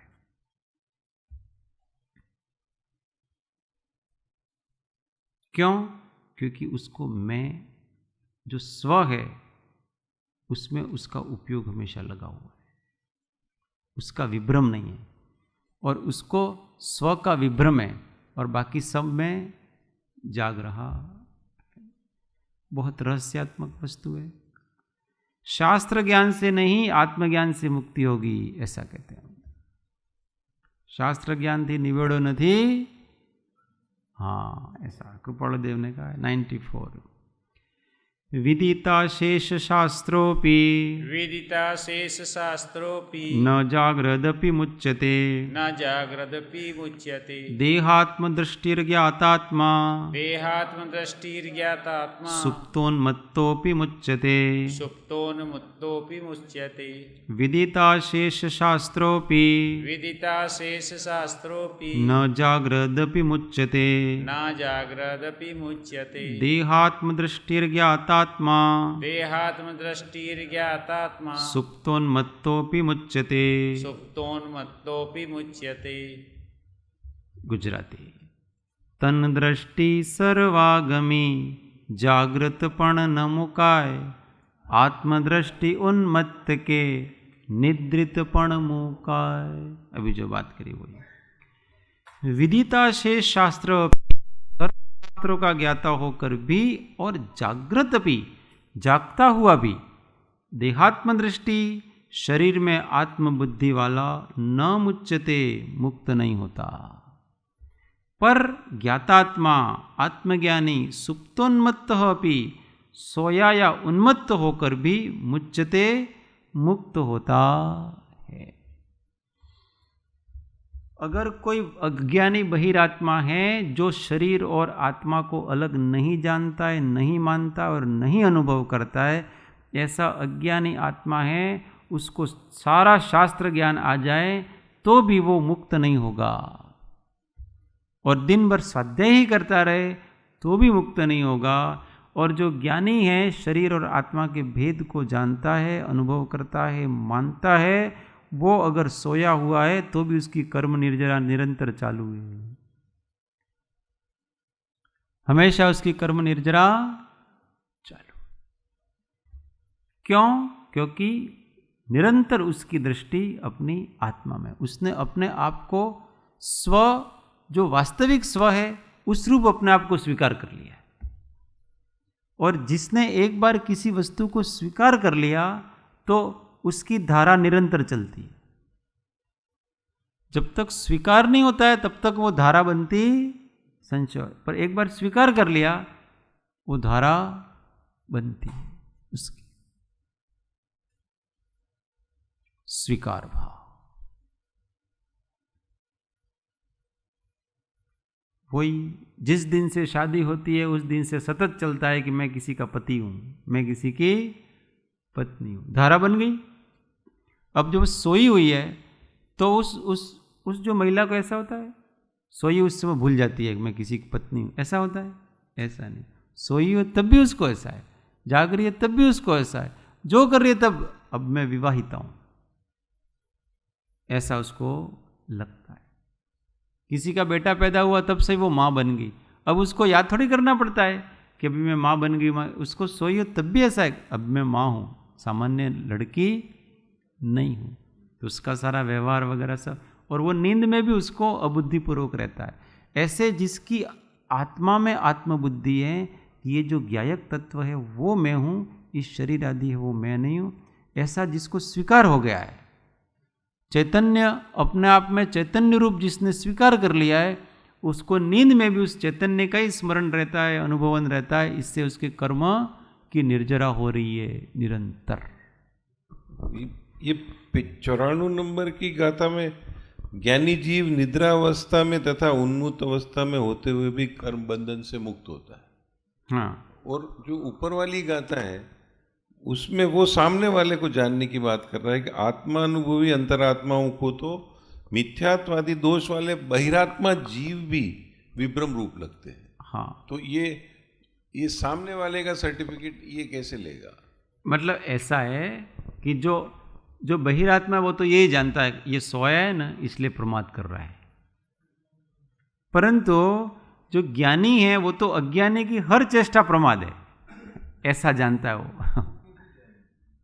क्यों? कोई भी अज्ञानी है, अब अज्ञानी को तो जानता, कोई भी व्यक्ति हो। हाँ नहीं, विरोधाभास नहीं हुआ। हाँ, तो ज्ञानी, अज्ञानी तो केवल बाहर से जो प्रमाद है उसी को प्रमाद मानता है, पर ज्ञानी तो अंदर में जो प्रमादी है, क्योंकि अज्ञानी बाहर से भी प्रमादी और अंदर से भी प्रमादी, तो उसको अज्ञानी की सभी चेष्टाओं को वो अज्ञानी मानता है, ऐसा। अज्ञानी की अवस्थाओं को मानता है। हाँ, ऐसा मान रहा है। वो कैसे मान रहा है? ज्ञान से, अपने ज्ञान से ज्ञान से ही तो मान रहा है। अज्ञानी, ज्ञानी को अज्ञानी पहचान में आ जाता है। जैसे ज्ञानी को ज्ञानी पहचान में आता है, उसी प्रकार से ज्ञानी को अज्ञानी भी पहचान में आ जाता है। वो किसी को कहता नहीं है, वो एक बात अलग है, परंतु उसका अज्ञान पहचान में आ जाता है। तो वो भले शास्त्र का स्वाध्याय कर रहा है और ध्यान कर रहा है, तो भी कहेगा ये कर्म ही बांध रहा है इसके अंदर गड़बड़ चल रही है। संभव नहीं, ऐसा ही है। हाँ, ज्ञानी का तो फिर ज्ञान का यही तो महात्मा है, स्व और पर दोनों को जानता है। क्या दिक्कत है भाई? इसको भी अब ऐसे हो गया है कि अब पूरा करो भाई, बहुत दिन हो गए, ये भी बिगड़ने लगे अभी सारे के सारे। यहाँ रख दो ना कुर्सी, इतना खींचना पड़ रहा है तो। अच्छा,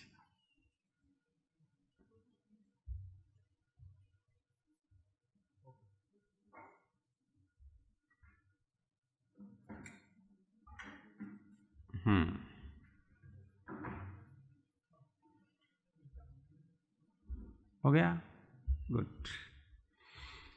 तो ज्ञानी अज्ञानी के बारे में सब जानता है, इसलिए तो वो ज्ञानी है। केवल ज्ञानी हमारे बारे में सब जानते हैं कि नहीं जानते हैं? तो ज्ञानी भी केवल ज्ञान में भी, केवल ज्ञानी, जो केवल ज्ञानी के अंदर गुण है वो आंशिक रूप से सब आत्मज्ञानी में सब है, सारे के सारे। हाँ, तो ही तो, इसलिए उसकी दृष्टि से कोई अज्ञानी नहीं बच सकता है। कोई नाटक कर रहा होगा ना, ज्ञानी जी पहुंच जाएगा, मान लो द्रव्यलिंगी मुनि है अथवा कोई ऐसे नाटक कर रहा है, वो तुरंत पहचान जाता, ये धतेंग है सब ये फालतू के धतेंग हैं। उसकी आंख को देख के पहचान जाएगा, उसकी बॉडी लैंग्वेज को देख करके पहचान जाएगा कि इसको तथारूप ज्ञान नहीं हुआ है।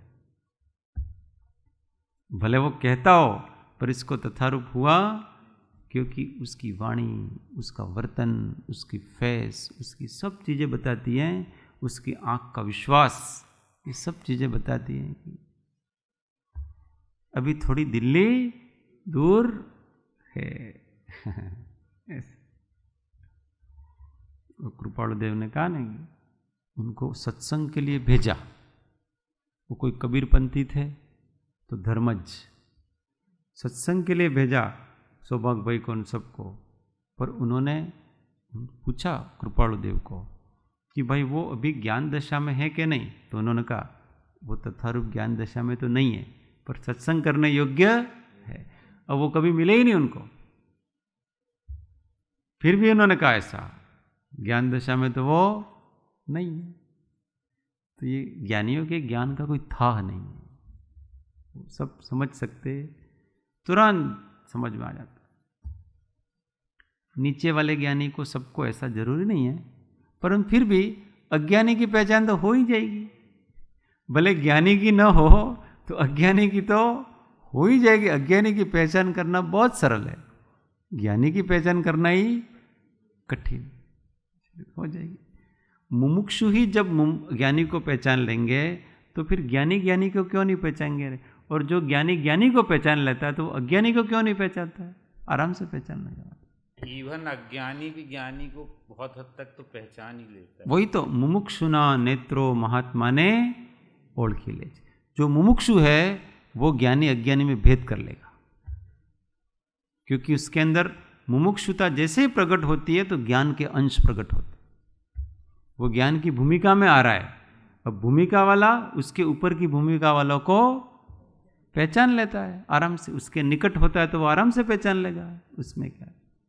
तो ये सब तो ज्ञान है, इसमें तर्क वगैरह नहीं चलते हैं। लास्ट गाथा। तो यहाँ कह रहे थे कि सर्व शास्त्रों का ज्ञाता होकर भी जागता हुआ भी शरीर में आत्मबुद्धि वाला मुक्त नहीं होता, और आत्मज्ञानी अगर सोया है, उन्मत्त है, तो भी वो मुक्त है। मुनि सोए हुए हैं तो भी उनके 3 कषाय चौकड़ी गई है, इसलिए उनके संवर निर्जरा चल रही है। भोजन कर रहे हैं तब भी संवर निर्जरा चल रही है, सब चल रहा है। ऐसे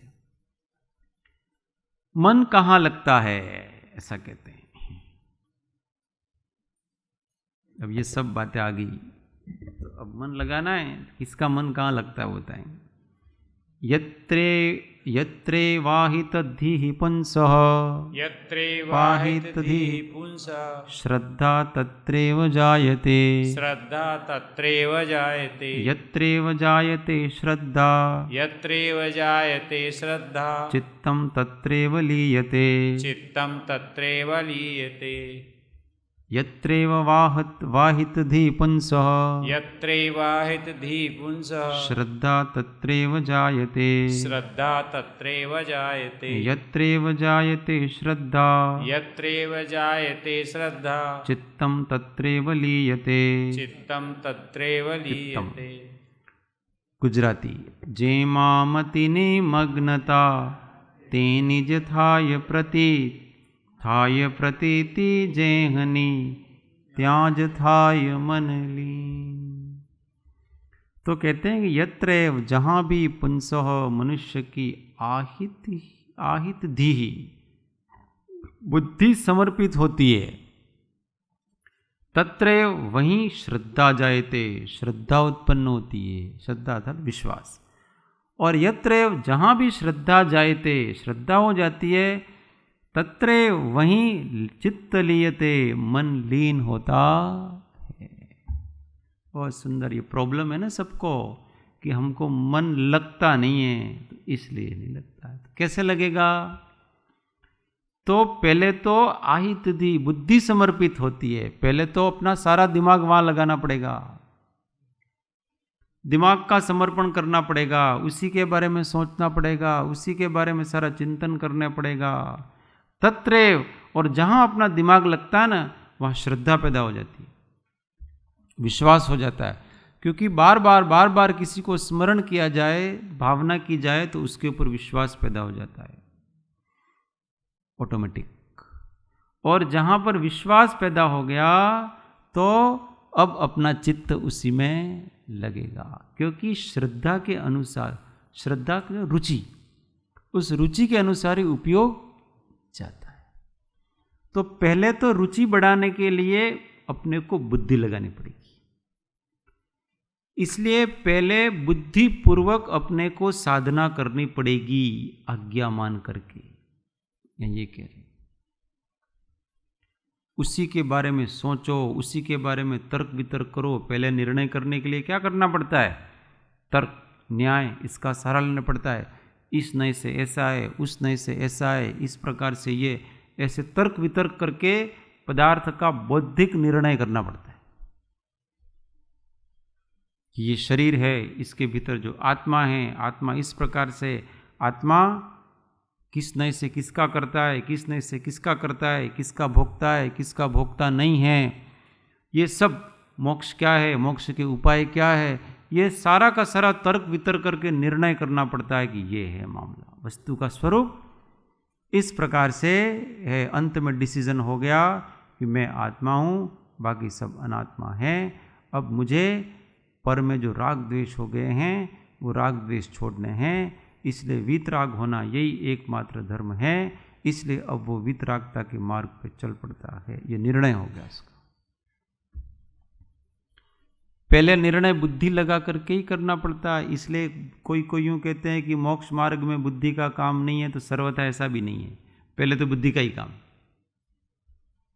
समझ। इसलिए सबसे पहले कौन सी लब्धि आती है? क्षयोपशम लब्धि आती है। क्षयोपशम लब्धि क्या है? समझ, बुद्धि। अपने को वो समझने में बुद्धि लगानी पड़ेगी।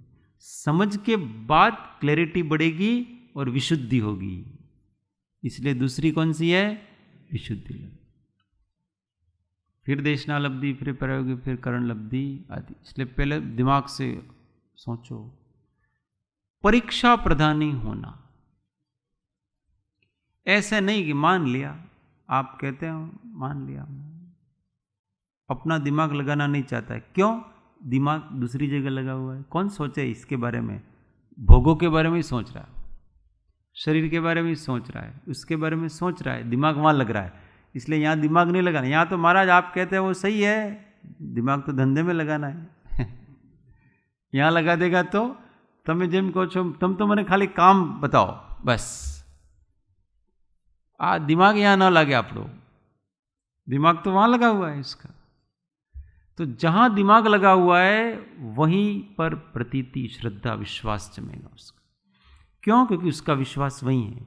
जहाँ दिमाग लग रहा है उसका रुचि वहीं है, इसलिए वहाँ दिमाग लग रहा है। और जिसकी जहाँ रुचि होगी है वहीं पर उसकी प्रीति होती है, प्रेम हो जाता है, और वहीं पर मन लीन हो जाता। हाँ, क्रम पहला ज्ञान, फिर श्रद्धान, और फिर चित्त लय हो गया तो वो आचरण।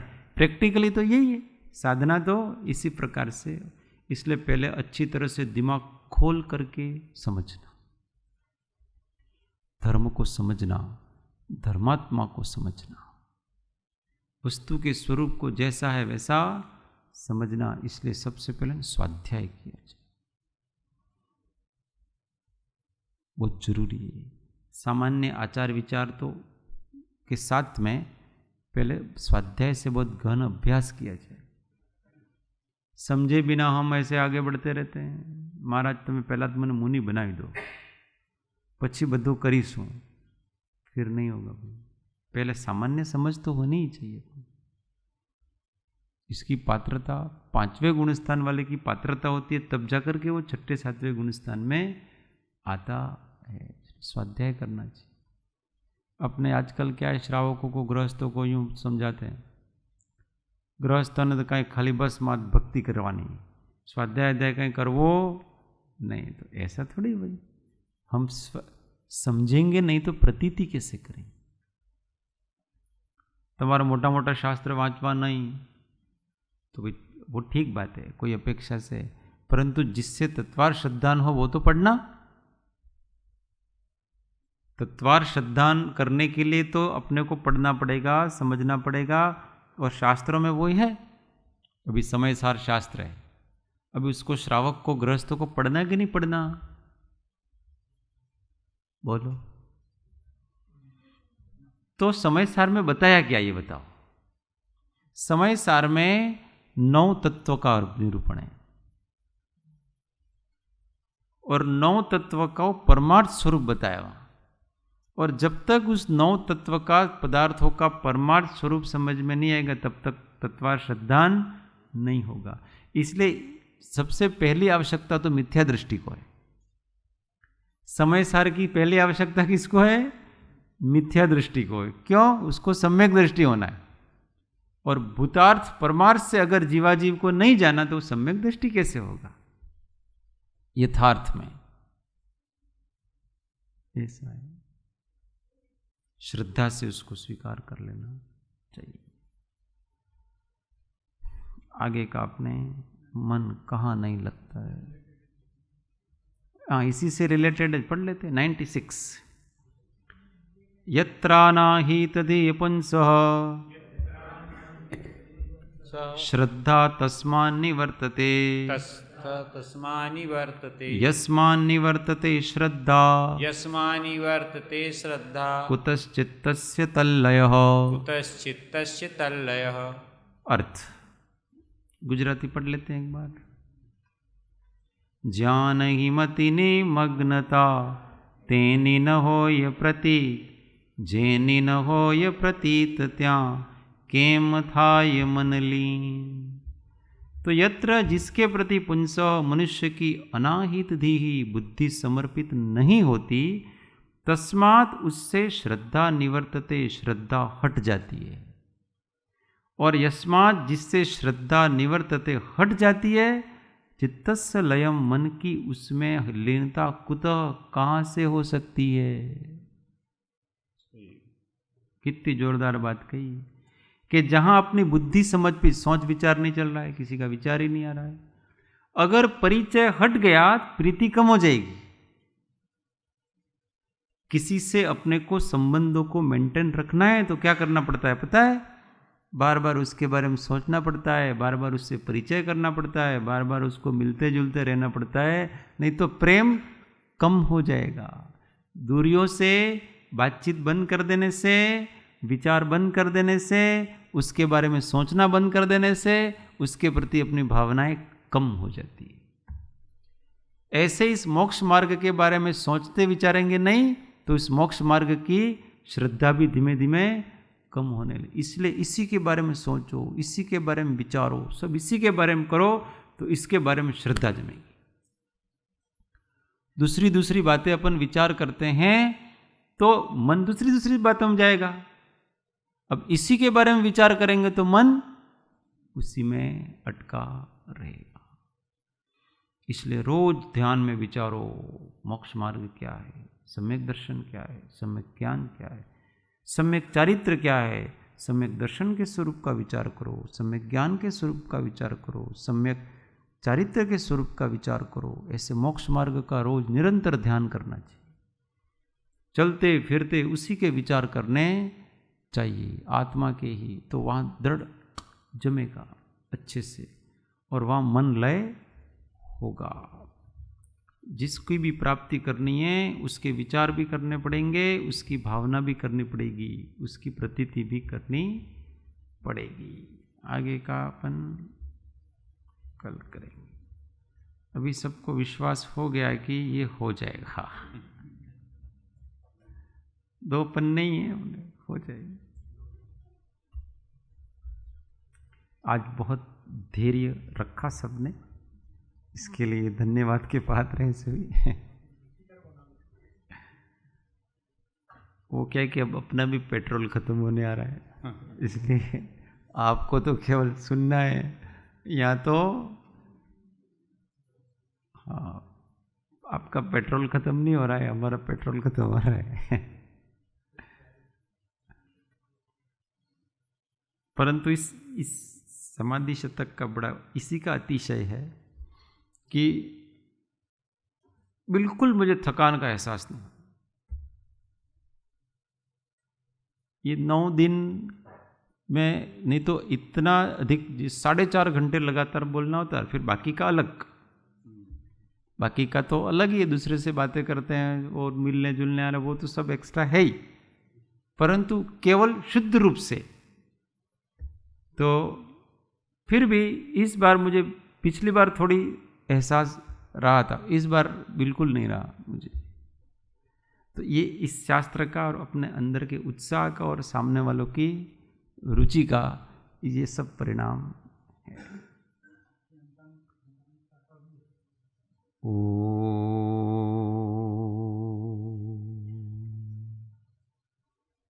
सुख धाम अनंत सुसंत चही, दिन रात्र रहे तध्यान, पर शांति अनंत सुधामय, प्रणमो पद तेवर तेज, हो प्रणमो पद तेवर। बोलो महावीर स्वामी पंच परमेष्टि परम कृपाणु सद्गुरु सब संतन की शुद्ध आत्मदेव की जय।